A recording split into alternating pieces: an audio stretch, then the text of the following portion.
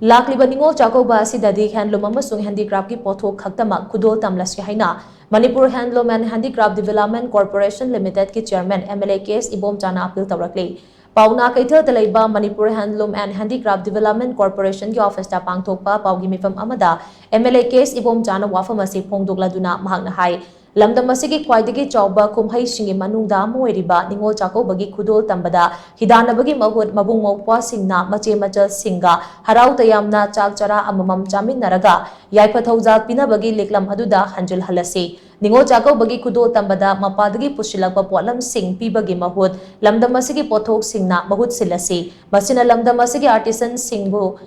hingnabagi lambi ama pigadawribani irang na maram oiraga relief camp ta leiriba singna puthokpa makhal khudingmaki pothok sing corporation asina leiraga ningtina package tawraga kaithel da puthokpa yanaba quality laina combo pack oina semlei maram aduna relief camp ta leiriba singbu pukning thogatpa oina makoina puthokliba potlam sing asi miyamna sizinabiyo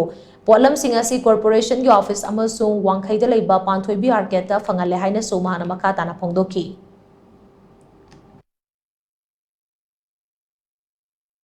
Relief camp the lady, Awa sing to and Gamating Pang, because spirit to the Nico. Quint of Jerisua spirit to the Ni, Mayam Nasoduki spirit to the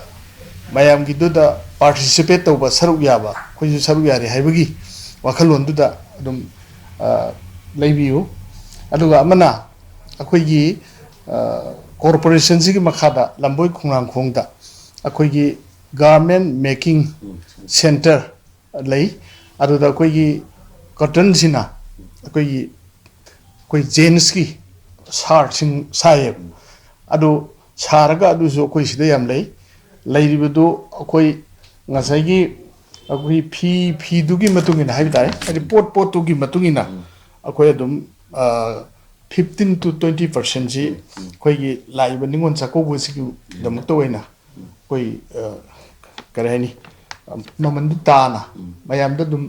फंगन जगे